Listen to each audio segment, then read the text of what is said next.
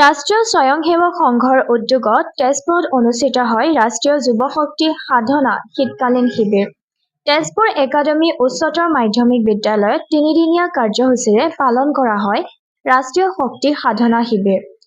শোণিতপুৰ জিলা অন্তৰ্গত ৰাষ্ট্ৰীয় স্বয়ংসেৱক সংঘৰ সদস্যসকলৰ লগতে বিদ্যালয় মহাবিদ্যালয়ৰ ছাত্ৰ-ছাত্ৰীসকলে অংশগ্ৰহণ কৰে এই অনুষ্ঠানত।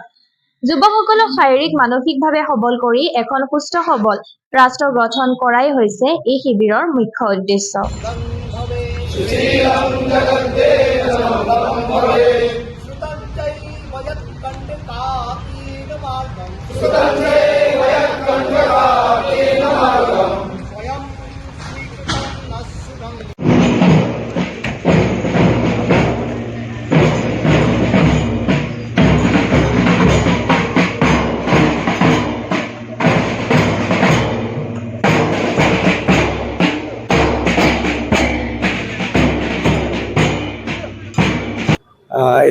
এইটো হ'ল আমাৰ শীত শিবিৰ আৰু এই শিবিৰটোৰ আমি নাম দিছোঁ ৰাষ্ট্ৰ শক্তি সাধনা শিবিৰ। আৰু এই শিবিৰটো সাধাৰণতে আমাৰ যিটো তেজপুৰ জিলা মানে শোণিতপুৰ জিলাৰ যিমানবোৰ নতুন পুৰণি স্বয়ংসেৱক আছে এই স্বয়ংসেৱকক লৈ আচলতে এই শিবিৰটো মানে কৰা হৈছে। আৰু এই শিবিৰটোৰ মুখ্য উদ্দেশ্য হ'ল যে আমাৰ শতবৰ্ষ এইটো বছৰ আপোনালোক সকলোৱে জানে যে ৰাষ্ট্ৰ মানে RSSৰ এতিয়া শতবৰ্ষ চলি আছে। আৰু এই শতবৰ্ষৰ মানে মুখ্য লক্ষ্য আৰু উদ্দেশ্য হ'ল যে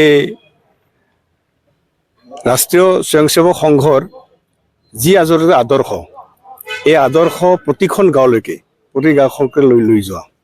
আৰু আপোনালোকে জানে আদৰ্শ বা লক্ষ্য মানে হ'ল ৰাষ্ট্ৰ নিৰ্মাণ। আৰু ৰাষ্ট্ৰ নিৰ্মাণ কৰিব কেনেকৈ যে নাগৰিকসকলৰ শাৰীৰিক মানসিক বৌদ্ধিক আধ্যাত্মিক এই উৎকৰ্ষ সাধনৰ দ্বাৰাই মানে ৰাষ্ট্ৰ বিকাশ কৰিব। অৰ্থাৎ নাগৰিকসকল যেতিয়া ব্যক্তিত্বপূৰ্ণ হয় তেতিয়াহ'লে নিৰ্দিষ্ট মানে আমি ক'ব পাৰোঁ যে ৰাষ্ট্ৰৰ সেৱা হ'ব।